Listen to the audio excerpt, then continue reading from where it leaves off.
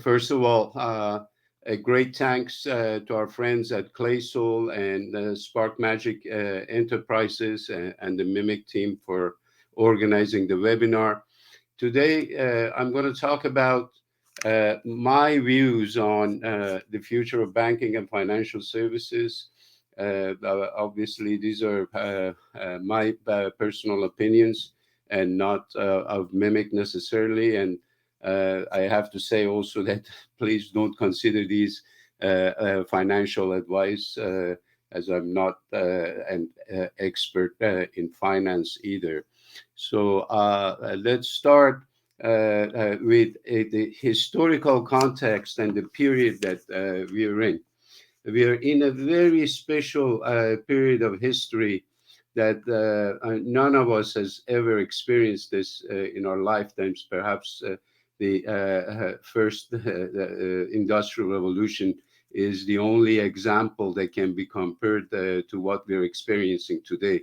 At that time, telecommunications and electricity and the steam engine all matured around the same time, and it revolutionized almost every vertical industry that we know and created many new industries. Now we are experiencing a similar thing. This is not comparable, for instance, to year 2000 with the emergence of internet and all of that. We have artificial intelligence and machine learning, energy storage, robotics, on the health side, long read sequencing. And then there is this trend around embedding of computing into every device. That's decentralized computing, thanks to Moore's law and the improvements in transistor technology. Decentralized communication by having many types of networking solutions, from very short distance to long distance, from cellular technologies to Bluetooth and Zigbee. The communication has become basically decentralized. Then we have decentralization of cloud computing that is happening with hybrid edge cloud, and then decentralization of business processes. And today I'm going to focus on the last two and the impact that it has on basically transforming industries, especially in the banking and financial services sector. Again, all of these technologies kind of relate to each other. But I will focus my talk on the last two aspects. But let's first start with the future banking and financial services, because there's a lot of noise out there as to, banks may not exist in the future. Financial services are going to change. Some people believe everything's going to be custody-less. It's certain that some financial products will become obsolete or commoditized. Savings and checking accounts, for instance, may become obsolete. With the emergence of digital wallets and central bank digital currencies, those things may go away forever. Credit cards may eventually be replaced by different forms of payments like afterpay and those type of solutions. Wealth management will become much less labor intensive. You're not going to need that many advisors, and many aspects of wealth management can be automated through AI.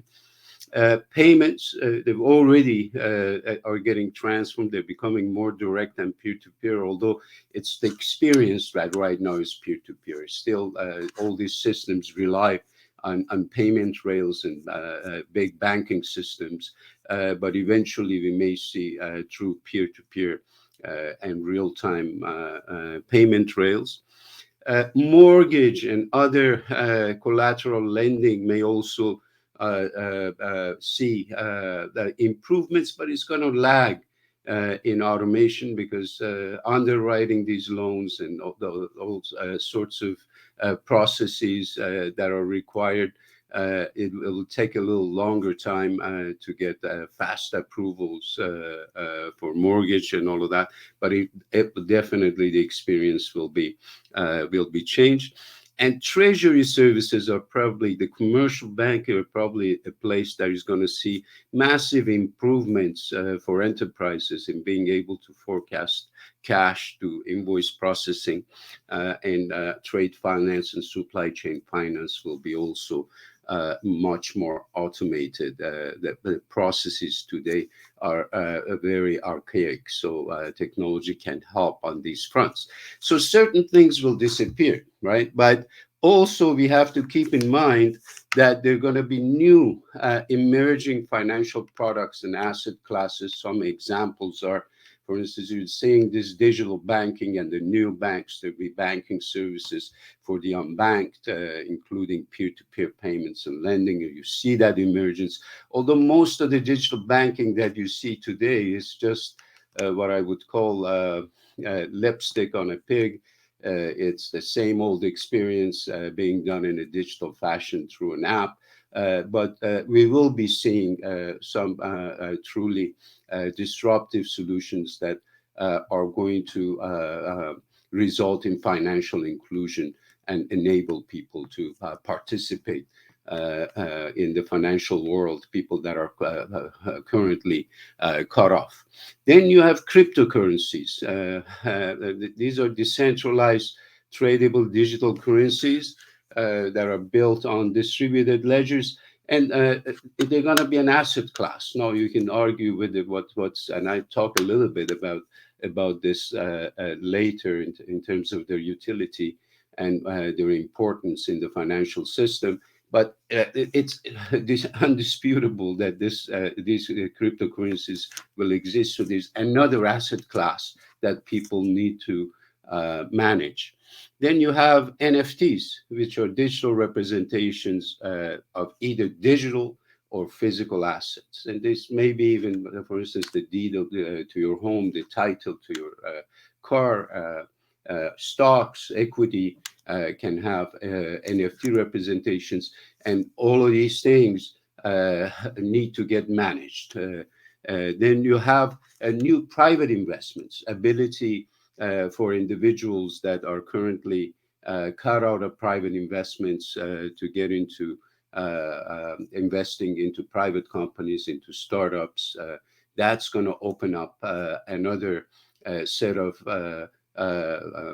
financial services that need to be provided to help people to decide what private companies they may be investing in. And right now, those private investments are primarily, apart from some crowdfunding type solutions, real private investments are in the hands of the rich, the very wealthy, and non-accredited investors are cut out, which is the majority of the world population. So we see this all in the emergence of all these new products. Yes, certain things will go away, but they're going to be very complex asset classes that people will have to manage.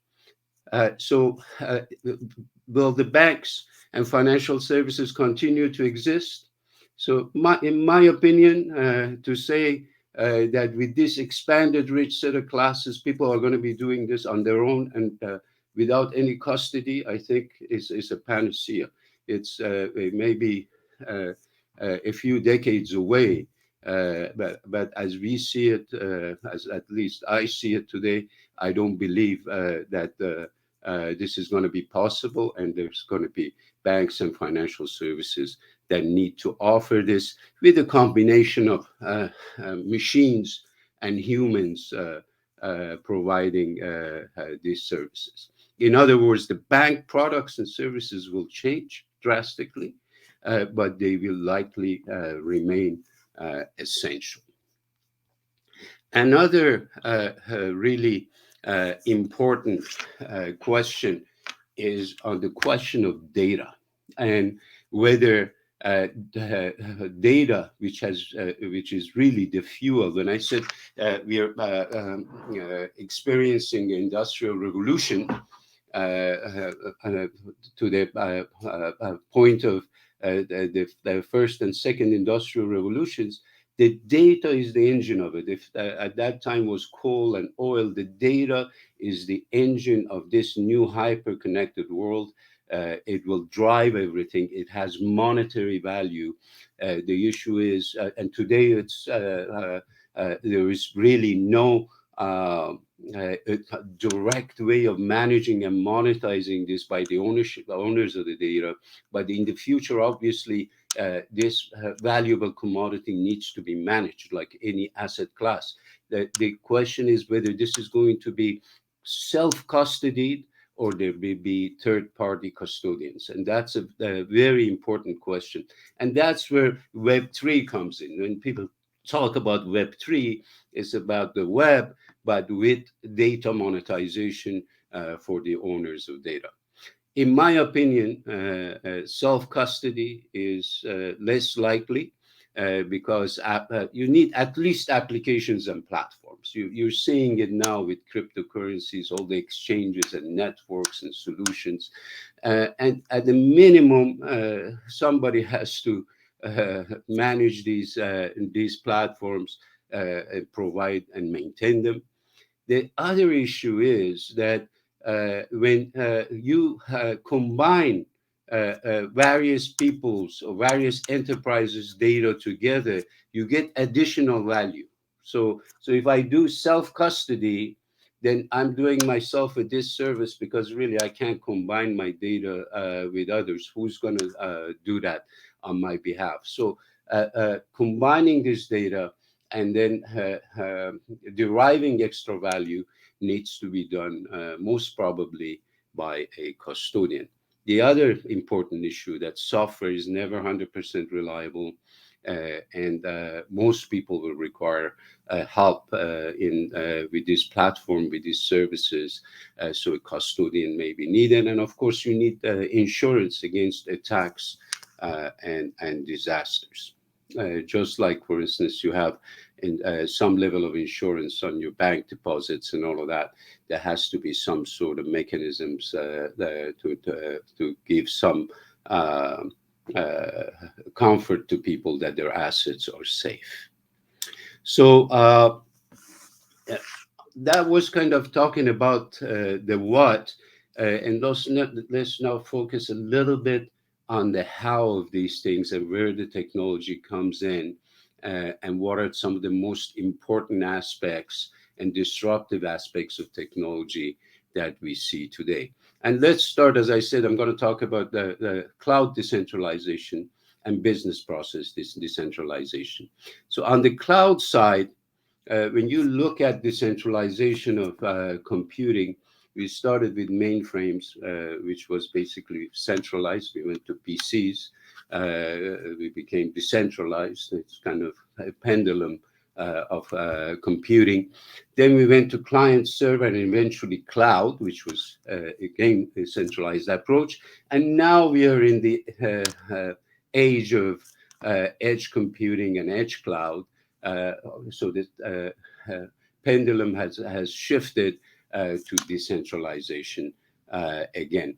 So when you look at uh, cloud computing in its first implementations, you had the front end clients running on devices, whether it's on phones or PCs, and then the most of the logic of the applications was be sitting on a monolithic server as one application. Perhaps maybe later on an API gateway in front of it. If you see that diagram, I've kind of broken it into the device, the network that it connects to, and the cloud core.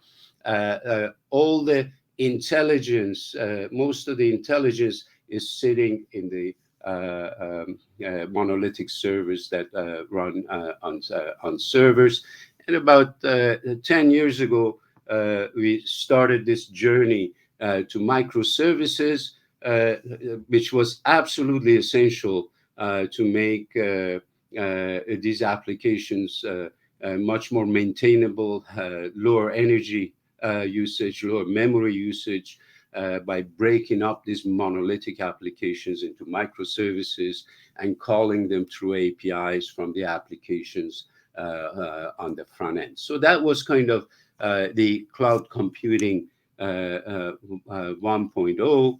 And then we moved to decentralizing and going to a more distributed approach, which basically broke the application also maybe into microservices using containers. Today is that's not really common. That's where Mimic has come in, and we brought that capability of breaking even an application that is on Android or iOS into microservices. But to some level, this is happening, for instance, on a container running on a PC today. And Mimic has enabled now this happening even on a smartphone, on an iOS, Android phone, or even a smart sensor. So we see the same kind of change that we saw in the backend systems breaking into microservices. We're seeing it happening on the front end, on the client side, and also on the network side. If you look at the network piece, there's I'm showing this microservices running, and this is kind of the telco cloud, the mobile edge computing that allows, for instance, microservices running on network equipment, maybe in a cellular base station, on an enterprise gateway, on an access point. You'll be able to host some of these microservices. So you see this continuity of microservices going to the cloud. And you may think, okay, well, that's it. That's the final goal, and we've achieved decentralization. But we have to also consider the topology of the network. Unfortunately, I can't animate this because I had to use PDF. But if you were to kind of disregard on the device side, if you look at the device and the cloud core, if you disregard on the device side the connectivity between these devices, most of the topology of cloud today is primarily in a star topology where devices connect with each other through the cloud core. They don't have a means of connecting together. So that would be, if devices connect together, that would be kind of, it's called the mesh. And if it's they're connecting through the cloud core, it would be a star. But it's neither of these. It will be a hybrid, meaning that the cloud core is almost a node itself, and it may be a much more powerful node, but it's not the choking point of the network. So certain functions can still exist without connectivity to the cloud core. Meaning, for instance, if there are two devices and they need to run a chat application, they don't need to go back to the cloud. They can communicate directly with each other. If there's a robot and manufacturing arm that want to communicate with each other, that you don't need to go back to the cloud core. And that's what we call a hybrid. So we will be moving from a star topology into a hybrid topology. And obviously mesh is part of this. And some of the functions will go through the cloud core and some can remain local. Then on and the benefits Sam talked about, so I'm not going to repeat those for you. But it really is a only sustainable way of running these systems, with computing getting embedded into everything, in the Moore's law continuing, and smarts getting into very small devices, even into your clothing and maybe even to your body later on. There's no other way of architecting these networks to have a sustainable system where you have decent bandwidth usage, energy usage, cost, and privacy. So then let's talk about decentralization of business logic. So cloud is decentralized with hybrid edge cloud. The devices have microservice capability. They can communicate peer to peer.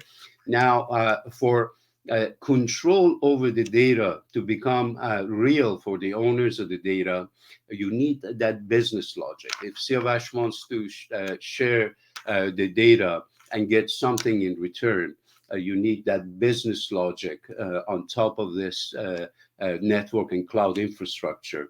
And that's where distributed ledger technology has come in and has enabled transparent and immutable multi-party real-time transactions. Basically, it's a spreadsheet, it's a ledger that everybody can see all the transactions, and if anybody makes any changes to these ledgers, it becomes apparent to everybody else.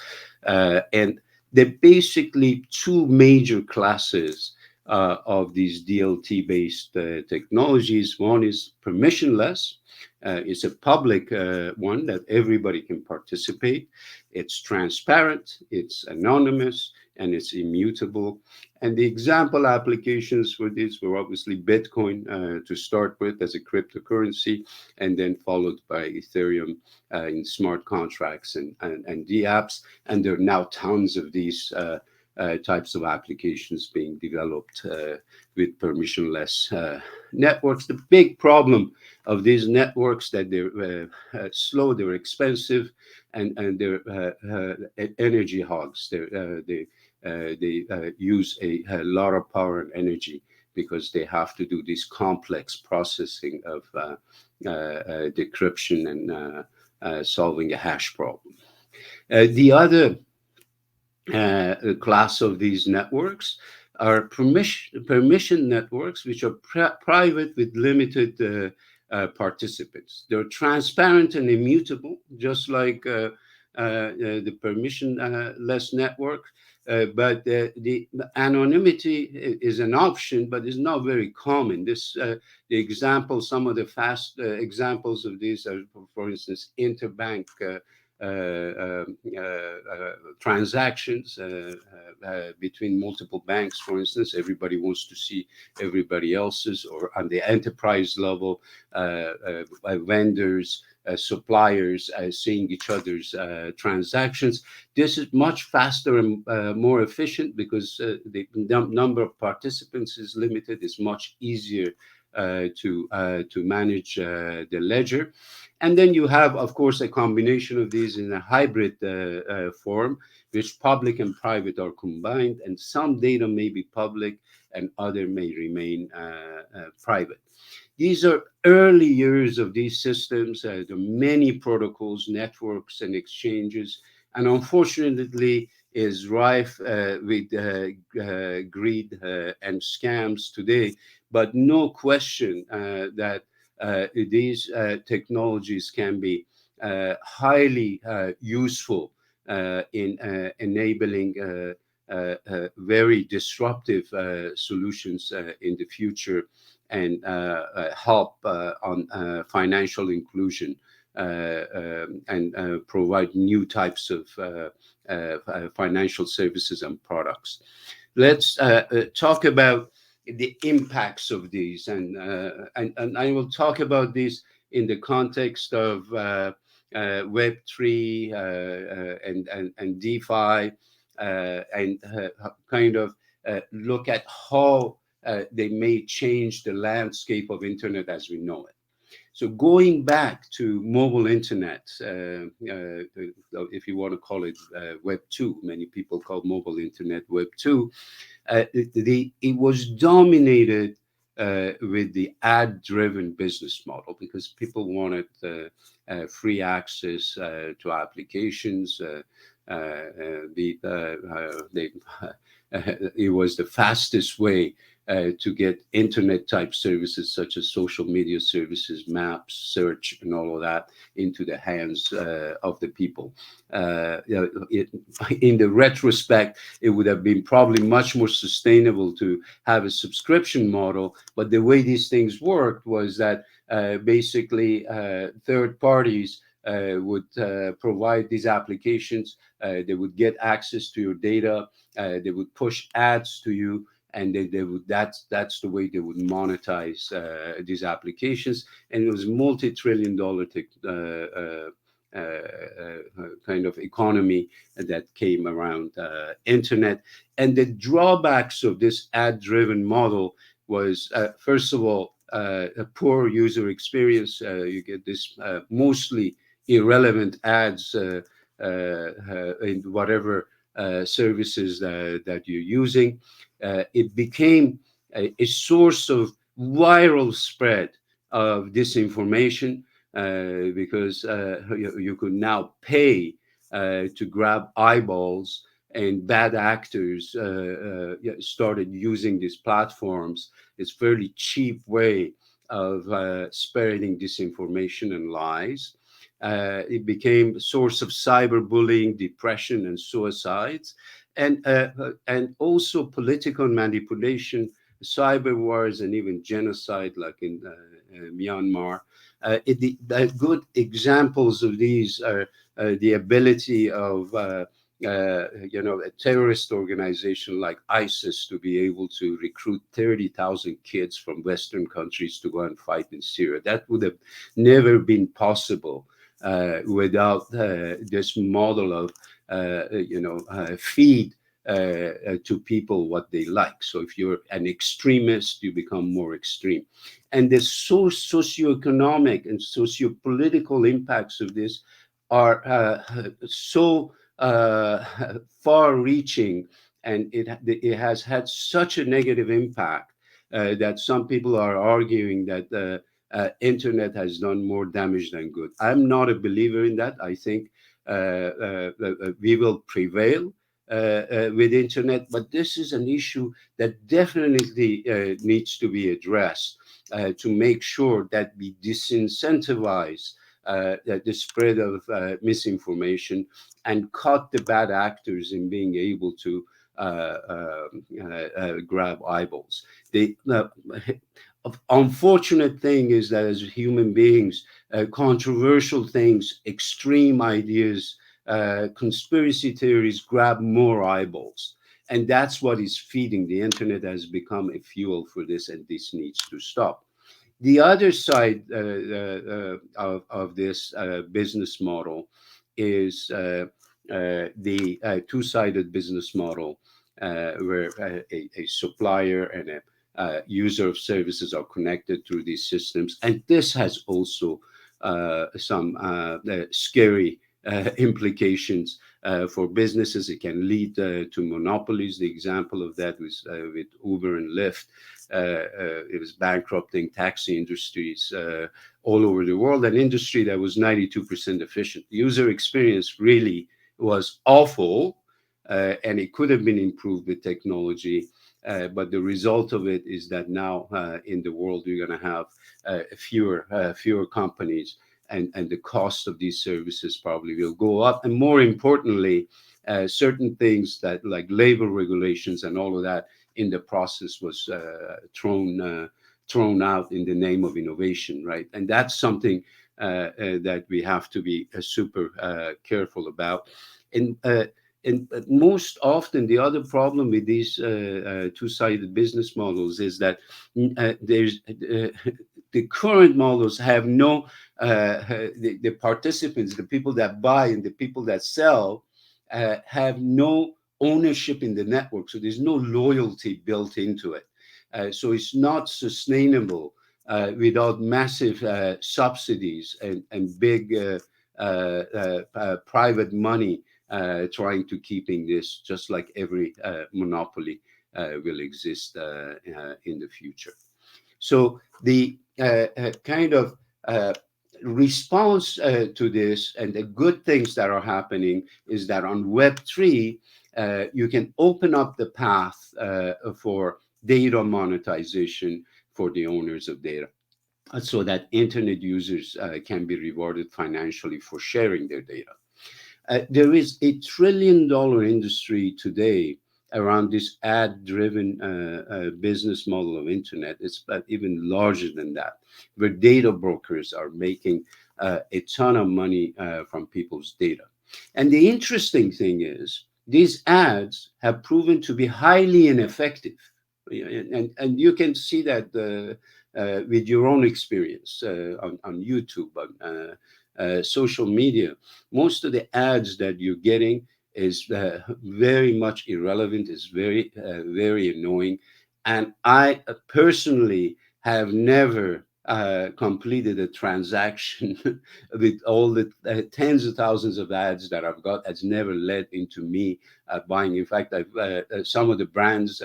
You're listening to great music, and all of a sudden you get this annoying ad. That brand in your mind becomes something that you've never purchased because it destroyed your experience.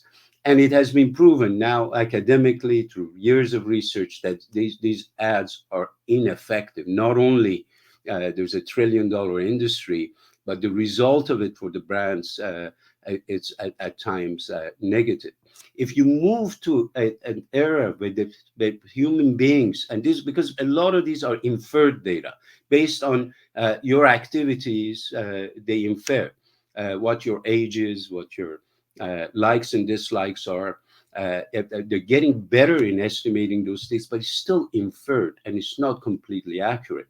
If it's accurate and I'm allowed to share my likes and dislikes and sell it, then this industry can be an order of magnitude larger because it can lead to a more effective advertising and connecting the brands with the potential buyers, and also the ability for people to get involved in medical research. If I'm a cancer patient, I can share my data with doctors and get monetized for it. And it's not limited just to the rich. It can be to the poor. For transport systems to work properly, I should be incentivized to participate so that if my location is getting kind of shared with others so that we can avoid accidents, I should have some sort of incentives. And that's where Web3 will bring in terms of capabilities. And some of the enablers of this are DeFi. So when we talk about monetization of data, there has to be a contract. These smart contracts with DeFi would enable that. And then you have even decentralized autonomous organizations where you can actually rapidly form enterprises right from the seed stage using tokens, or even actually create and run a company together. And these organizations may exist for days, for years. There's a lot of flexibility for people to come together and start providing services, pulling resources, and monetizing. So it's going to have a huge impact on the way business will be done in the future. The status of decentralization today, however, so there's a lot of potential, but unfortunately, hype and confusion dominate this movement today. So it's driven by greed, by fraud and scams, people creating new coins, new services disappearing. There have been, I think, in 2021 was over $14 billion of scams. If people really don't know, there's this fear of losing out, and they want to participate, but there's no clear regulatory framework. Nobody knows who these players are, and a bunch of these things is due to the anonymity of these blockchains and ledgers. So it's rife with scam and fraud. It's really essential if we want decentralization to become positively impactful to have close collaboration between entrepreneurs, economists, social scientists, technologists, and regulators. You can't have just a bunch of developers and techies like me to decide what the future of the world will be. There has to be some semblance of study and exploration on impact of these technologies. We need new models to value data.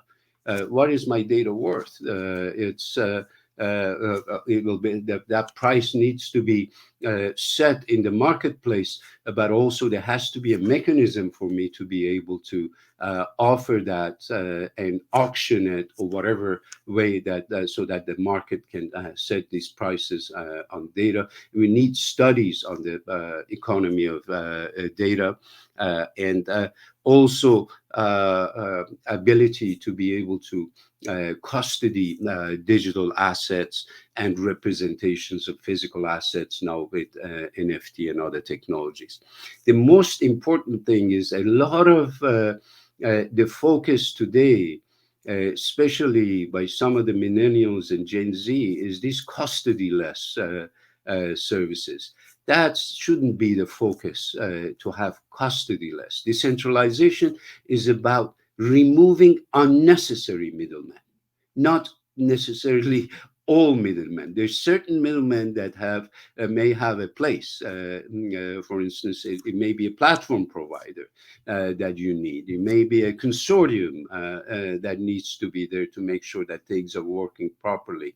So our fascination should not be having a custody-less services, but to have services that are fair, they're efficient, they're secure, and auditable, right? If you look at an example of the current state of, for instance, digital currencies, central banks are thinking about central bank digital currencies. Digital yuan is being at least in the beta form, has been deployed in China.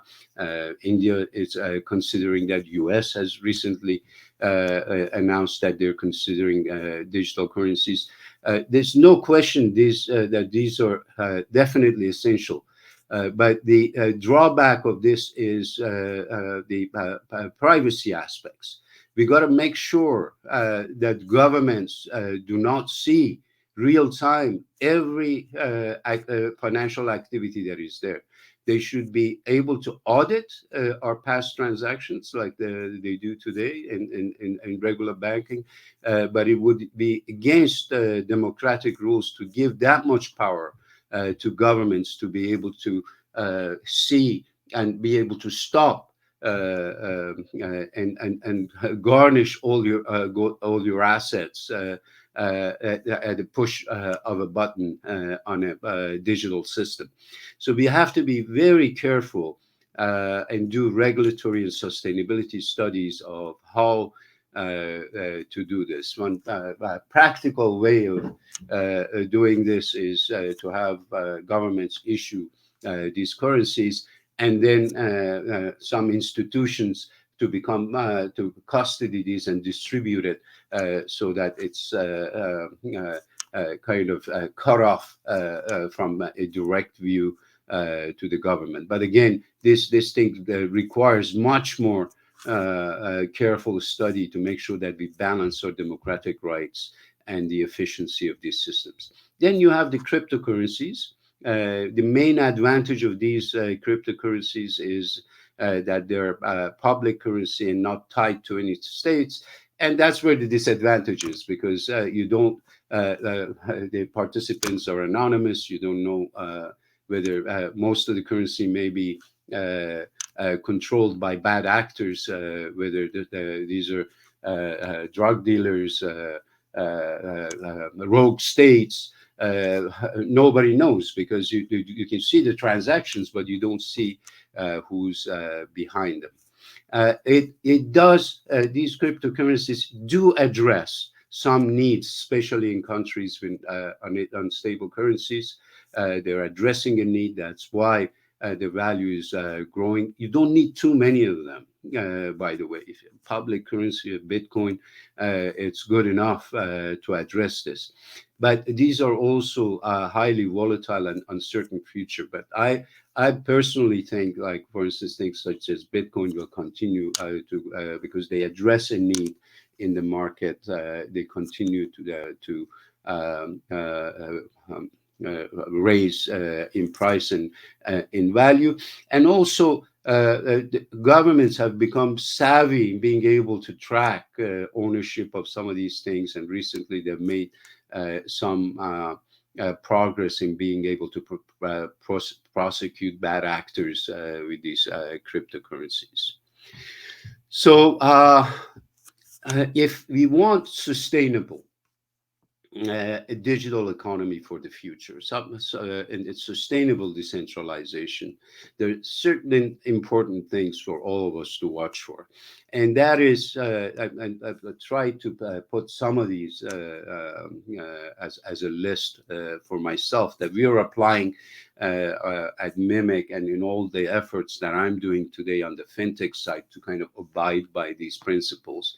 One is meritocracy. So meritocracy means all actors, enablers, and platforms should be included in the network based on their merit, not based on some entrepreneurs' aspirations to create a coin. There has to be some sort of utility behind this. There has to be some sort of value behind this. There should be transparency. All officers, directors in the network should be known and held liable like any other corporate entity.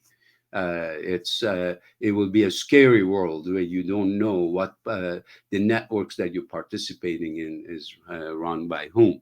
These networks should be auditable. The network should be allow regulatory bodies to come in and audit in order to protect consumers and enterprises from fraud and scam. This system should be fair. The share of the network should be based on the contributions to the growth, and there has to be a balance where early participants are rewarded, but fairly and proportionally. It doesn't make sense that you buy a coin or cryptocurrency for $1 today is $1,000 a week from now. There has to be organizational clarity, roles, responsibilities, and any special privileges should be clear for all the actors and players in the network. Anonymity may be guaranteed amongst the users of the network, but their identities should be known to the network operators to prevent fraud and scams. There has to be protections against bad actors. Networks should be easily identify these bad actors, and there has to be a mechanism to expel them from the network, and even legal punishments if they do fraudulent activities. And then the economics should be unmistakable for people. People need to know how the rewards work, how the fees work, what the commissions are, what the risks are, and what the vulnerabilities are. And this requires really a very smart system to be able to track all of these things, as it's definitely possible as long as it's well thought out. So, in conclusion, first, we should really learn from our experiences with mobile internet and consider socioeconomic impacts of new technologies in order to have a sustainable future, sustainable, hyper-connected world. It's going to be a very different world, driven with data primarily. It's absolutely essential that technologists, social scientists, economists, policymakers work closely together to ensure whatever we do is sustainable, that the internet that we are creating and the Web3 that we're creating is fair, it's safe, it's secure, and is not going to have these the negative social impacts that we've seen with mobile internet in the last decade. Decentralization would definitely change the landscape of banking and financial services, but it's very unlikely to remove the need for custodians, right? So there has to be some sort of, now what the form of these custodians be? Will it be the existing banks that will survive? That's all a matter of how these entities embrace modernization. Their role needs to change. You can't have this siloed banking product services. Financial services has to start from the customer of those services, providing the consumer with a 360 view of their digital life and helping them monetize their assets. They have to move away from the model of I make this much from mortgage, I make this much from credit card. It has to be able to manage financial assets of individuals, maybe with a commission or a service fee. It can't be these vertical siloed products. So if the banks and financial institutions redefine themselves, they're going to succeed in the future. If not, they're going to be replaced most likely with other entities. We have a great opportunity to use technology to ensure financial inclusion and improve financial health for both customers and enterprises. A very simple product that when I was at Vodafone called M-Pesa changed people's lives in Africa. The technology can bring massive improvements in people's lives, and we have an absolute opportunity to change the landscape and bring financial inclusion across the world. The greatest opportunity that we have is to help consumers and enterprises monetize their data and digital assets in the future. This is going to be a multi-trillion-dollar industry that hopefully will also help billions of people to get out of poverty. So that concludes my talk, and I guess we can go to question and answer period now.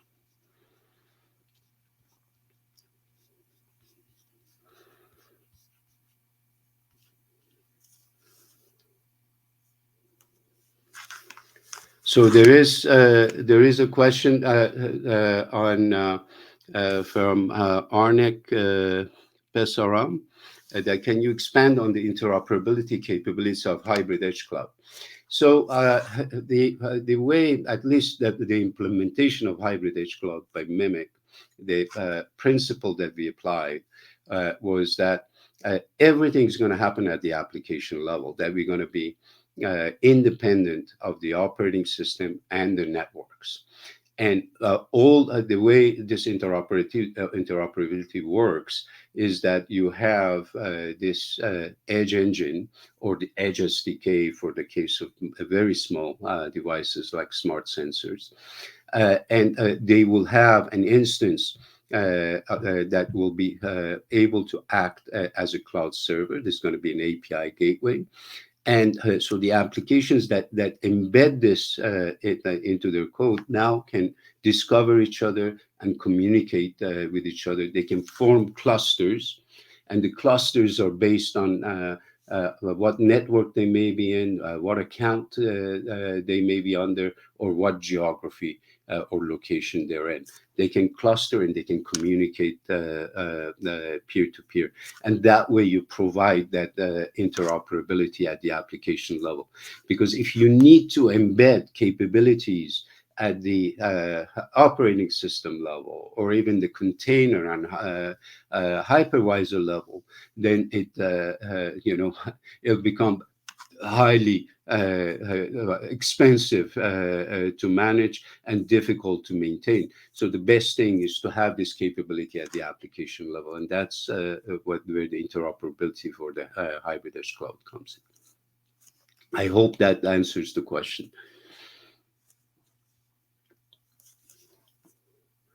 Do you think the cryptocurrencies will completely disrupt banking as we know it? If yes, what is the time frame for this to play out? I don't believe so. I don't believe cryptocurrency. Cryptocurrency is meeting a need for today from two perspectives. One is very unstable currencies in certain countries and a way of people protecting their assets.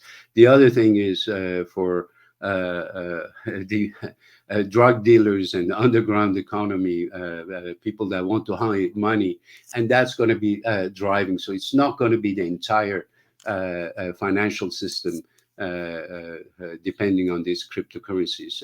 They're going to be state issued digital currencies. It has started already. And I believe with certain people say, well, the central banks are going to be able to do everything.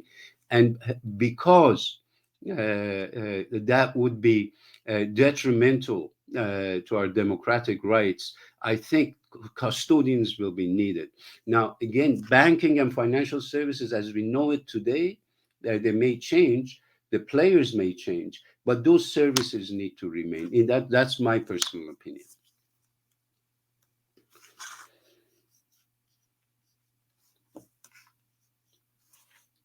So, any other questions?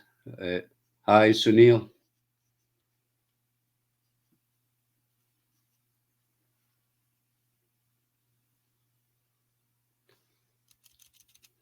Sunil, unfortunately, I can't hear you. I don't know what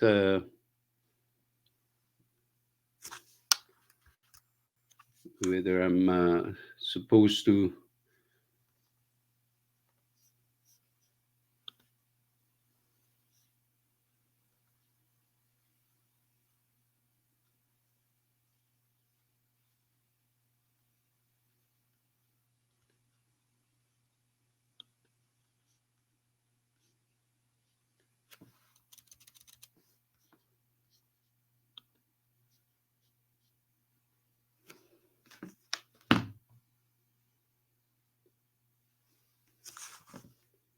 See whether.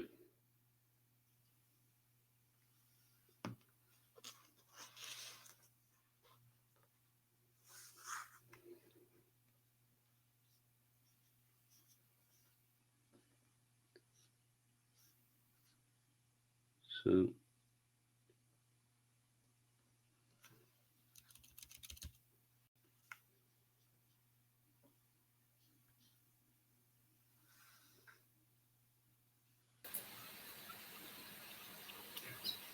Hello?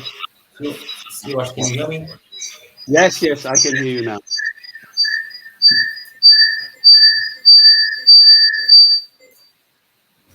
Yeah. Sorry about the slag. I'm extremely sorry uh, for this issue. But thank you very much at the outset, for a very insightful session. It was very helpful. And there are a couple of questions that I wanted to follow up, with you and get your thoughts and inputs. Basically, my question is, where do you see the most value of implementing edge cloud, or in other words, decentralized computing? So it really it depends on the applications. There's no question whatsoever in my mind that eventually all applications as we know it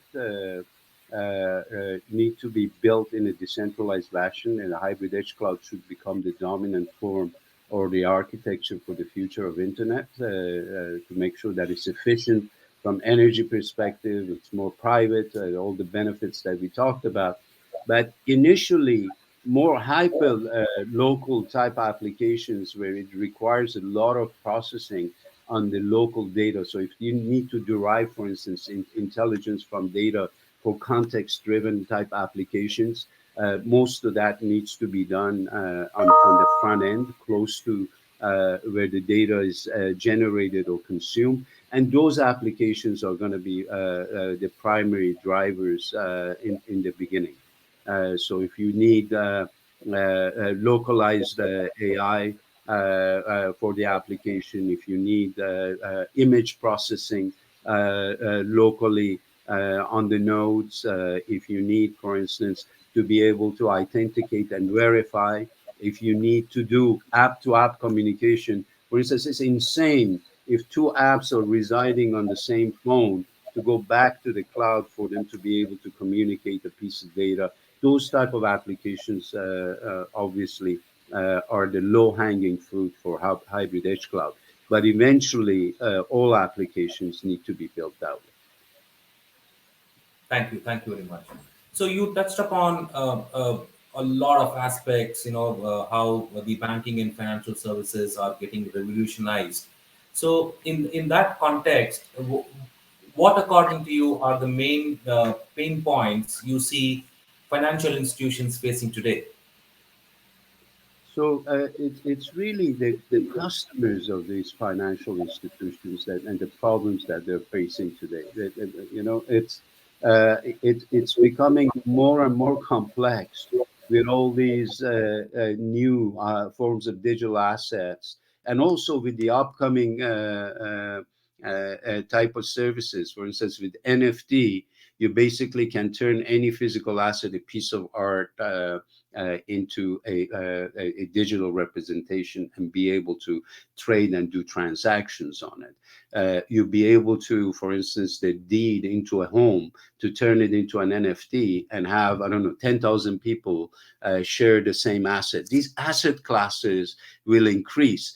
So the financial institutions should be ready to find the role for themselves as how can I help my customer dealing with these complex financial instruments of the future, and how do I make sure that they can be actually included, whether it's lending, providing liquidity into transactions, whether it's providing ability for people to invest in private enterprises. Right now, that's one of the biggest problems, and most of the wealth is getting generated through these up, especially in this era of kind of technological disruption. There are going to be a lot of new companies that are going to mushroom up, and it's going to increase the wealth gap further, because the average Joe cannot participate in private investments, because you have to be at least a millionaire to be able to invest. Now, this ability is going to be there, but I don't believe that the average Joe will be able to do this on their own. So financial institutions need to change their mindset from these vertical siloed products of the past, right? I mean, you look at, for instance, digital banking, a lot of the focus and a lot of the fintechs are basically redefining the digital form of old instruments, whether it's a savings accounts, whether it's a credit card, instead of looking at a 360 view of people's financial lives, and give them that ability to be able to properly control and manage their assets, almost like wealth management for all. It doesn't matter whether you have $10,000 or you have $10 million. You have to start managing these assets and start growing in the right way. And it's really important for our financial institutions to address this. When it comes to competition, they're at a disadvantage, because regulators, they tend to, in name of innovation, leave some leeway for newcomers to come in and disrupt old banking, right? But the way to approach that is not to impede innovation, but it's to accelerate innovation inside these institutions with a view to the customer. I think that has been, when I was at Wells Fargo, I was promoting that. And I'm a true believer that banks and financial institutions have a great opportunity, but also a great threat.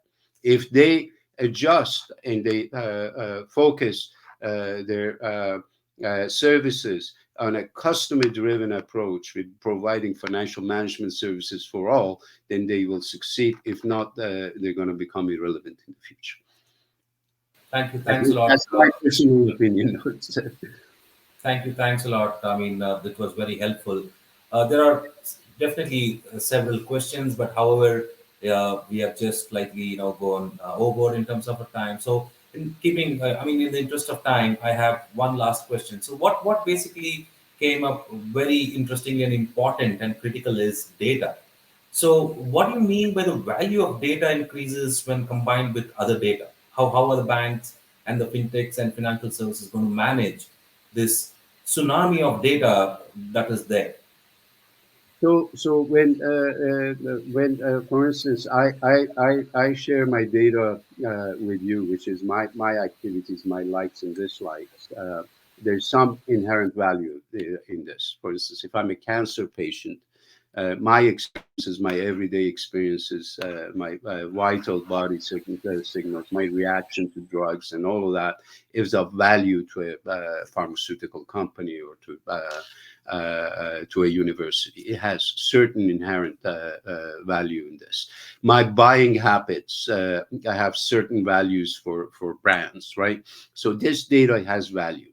But my activities within my network, when it's combined within my network, and this network may be my family circle, or maybe an extended network of my data with others in the city, when they get combined, if I offer this one-on-one to an entity, I'll get a price for it. But if somebody can combine my assets with others in my network and derive more value from it, and say, hey, all the residents of Oakland, California, seem to be suffering from this particular thing, that data has value. And for that, you need a custodian that combines this data and drives that value. That's not something that is going to get automated through the machines and the value being brought back to me, right? Because somebody needs to decide how to incentivize people to bring their data in, and then have fair ways of distributing the outcome of that data, the price of that data through its participants, right? And that's what I'm saying. The data itself, my data has a value, but my data combined with your data, with Sunil's data, and our network, it has additional value, and that would require a custodian. Right? Is that clear, or I'm weighing on this one? Yes, that makes a lot of sense. I mean, it was definitely a very valuable inputs that we were able to gather from you. Perfect, perfect. So thanks a lot, Siavash. So that brings us to the last session. So I would like to take a moment to thank each and everyone. So good evening, everyone. So before I formally thank everyone, I would like to inform that the networking lounge will be reopened immediately after this brief note. So please stay tuned to interact and network with the speakers, Mimic and PlaySolve team. So we will be very delighted to network with you, understand your areas of interest and how we can clarify certain of your queries, or probably set up some time to have a separate session with you and discuss with you the value proposition that we can present. To that note, thank you very much, Siavash, for making it work to join us at such an early hour from the West Coast. It has been a privilege interacting with you today and to take note of your valuable views about the future of banking and financial services. As we all know, this is one of the most critical and key sectors where industry touches upon and brings that differentiator. So, given that India is a country that is adapting to new digital paradigm and digital transformation at a very rapid pace, I'm sure this has been an insightful evening for all our discerning audience. I'm sure they will be taking back some very key inputs from today's expert speak from Siavash, and some of the important aspects about Mimik's technology and solutions that Sam spoke about earlier in the evening today. So, Well, thank you very much for the opportunity, and look forward to other events. I have a very soft spot for India. That I love the country, I love the culture, and we will be setting up and you'll see an announcement that will have a mimic presence in India shortly in the next few months. We're establishing Mimic India. We'll have a general manager joining us, running the center, and I look forward to come and visiting again. It's been a few years since I've been there. wonderful, wonderful. That is the delightful information for us, and we certainly look forward in this association and see how we can bring about a difference to our customers and value proposition. So Wonderful. thank you very much, Sam, for the interesting presentation on moving from central cloud to hybrid edge cloud. This is undoubtedly a technology with great potential. We definitely believe and trust in that, and to offer disruptive competitive advantage for the banking and financial sector. And definitely, thank you to your audience. Without you, this event wouldn't have been success. So we really, from the bottom heart, thank you for taking time out today to join this important conversation, the first of the important conversations, let me put it, after hearing Siavash's delightful information to be working closely in this region. And thank you for sharing your perspectives and making this a valuable evening. I'm sure it has been valuable. Last but not the least, I would take this opportunity to thank Satish Paratara, who's our co-founder and CTO. Satish, even at the last moment, definitely made it happen. He was traveling, and thank you very much, Satish. And of course, my colleagues at Place Hall Media Labs, the wonderful Mimik team,